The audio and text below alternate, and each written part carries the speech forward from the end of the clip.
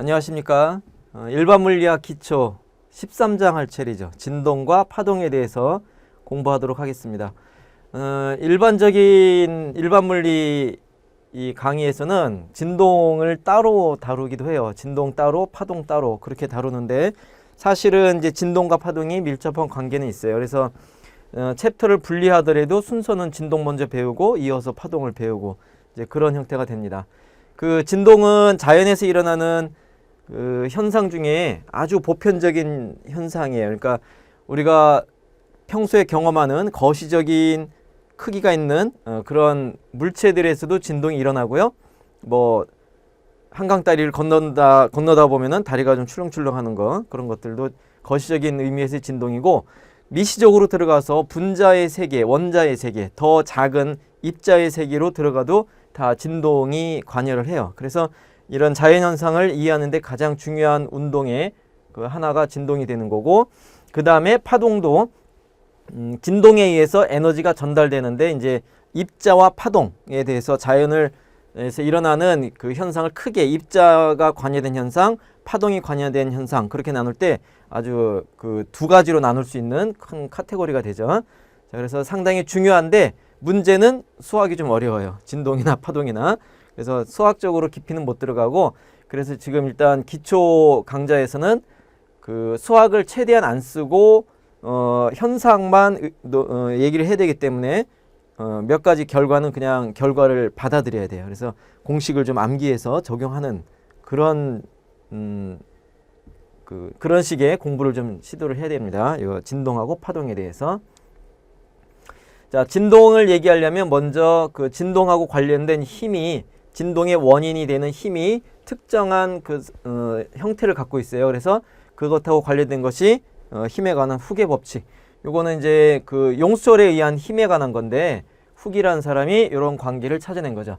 그래서 이 그림에서 보듯이 용설이 있고, 용설이나 고무줄 그런 것도 괜찮아요. 탄성을 가진 물체. 그 중에 이제 용설을 예를 들면은 용설이 원래 길이가 요만큼인데, 그죠? 여기 가운데 그림.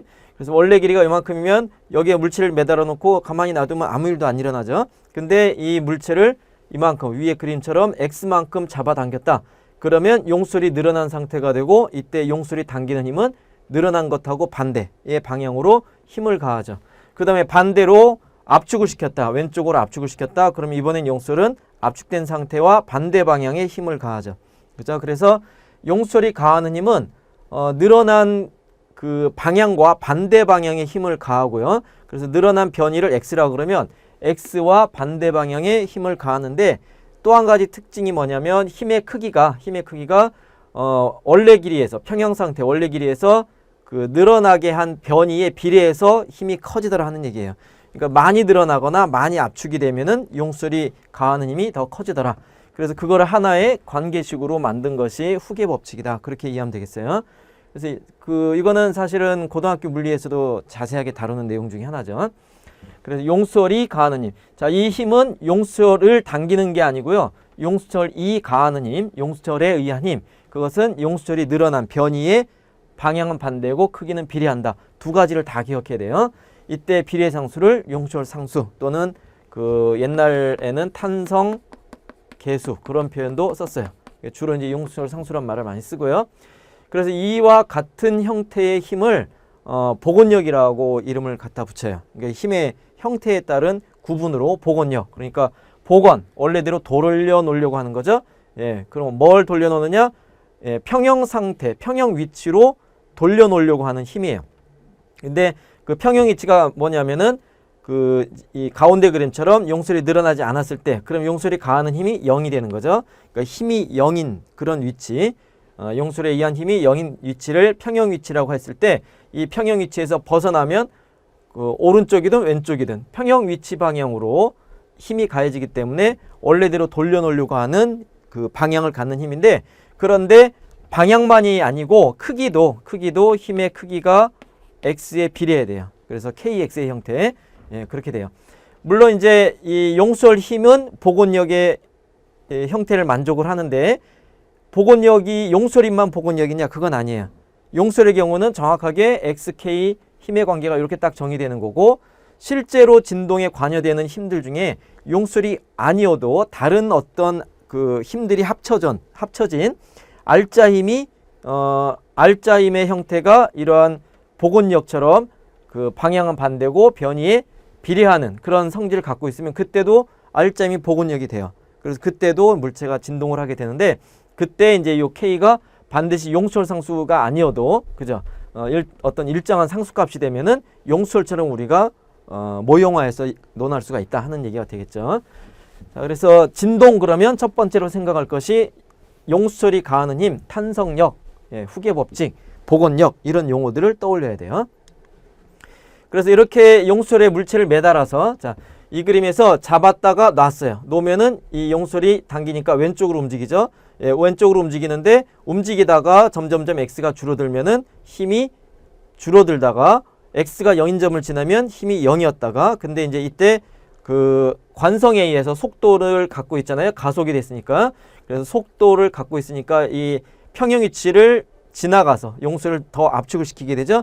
그래서 더 지나가게 되면은 이때는 그 반대 방향으로 힘이 가해지니까 점점점 감속되다가 그래서 정지했다가 이번에는 계속 밀고 있으니까 오른쪽으로 가속이 돼서 평형 위치를 지나면 다시 이 상태에서 운동 방향과 힘 방향이 반대니까 감속이 돼서 정지했다가 다시 돌아가자. 그래서 결국에는 용솔에 물체를 매달아서 잡아당겼다가 놓으면은 이 물체는 평형 위치를 중심으로 좌우 대칭적으로 왔다 갔다 계속 반복적인 운동을 진행하게 돼요. 그래서 그러한 운동이 바로 진동 중에서 가장 단순한 진동, 그것을 단조화 운동 그렇게 얘기를 해요.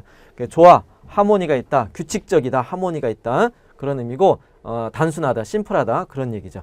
그래서 이거를 그냥 줄여서 그 단진동이라고도 고등학교 물리책에서는 표현을 하죠. 단조화 진동, 단조화 운동 다 같은 말이에요.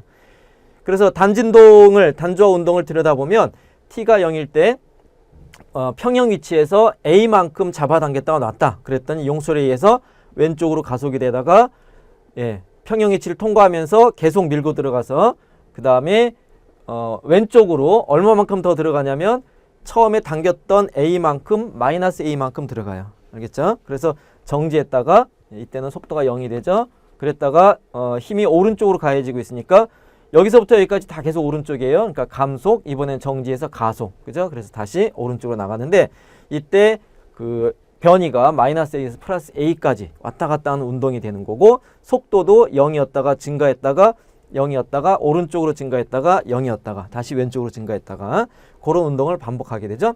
그래서 이때 A에서 출발해서 마이너스 A로 갔다가 플러스 A로 돌아오는 여기서부터 여기까지 요 과정이 한 번 왕복 운동이 완성이 된 거죠. 그래서 그때 걸리는 시간을 한 주기 그렇게 정의하는 거예요. 물론 이제 요거는 편의상 A에서 A까지고 요 두 번째 점을 보면 요 점에서 갔다가 돌아와서 원래 요 점인데 그 점 위치만 같은 게 아니라 속도도 같아야 돼요. 그러니까 상태, 운동 상태까지 같아지는 거. 그래서 여기서 여기까지도 한 주기가 돼요. 근데 이 단조화 운동의 특징은 뭐냐면 요 점에서 요 점까지 걸린 시간하고 요 X 표시된 요 점에서 요 점까지 걸린 시간이 똑같은 주기예요. 같은 주기라면 어디서 어디까지를 잡더라도 주기가 같다, 일정하다 하는 거죠. 그래서 속도도 변하고 가속도도 변하고 변이도 다 변하는데 주기가 일정하게 유지가 되는 것, 그게 단조화 운동이에요. 그래서 이러한 단조화 운동이 이제 어떻게 일어날 수 있고 조건이 뭐고 하는 것들을 공부할 건데 그것을 따지는 것 자체가 수학이 복잡하기 때문에 결과적인 것들을 좀 암기를 해야 됩니다.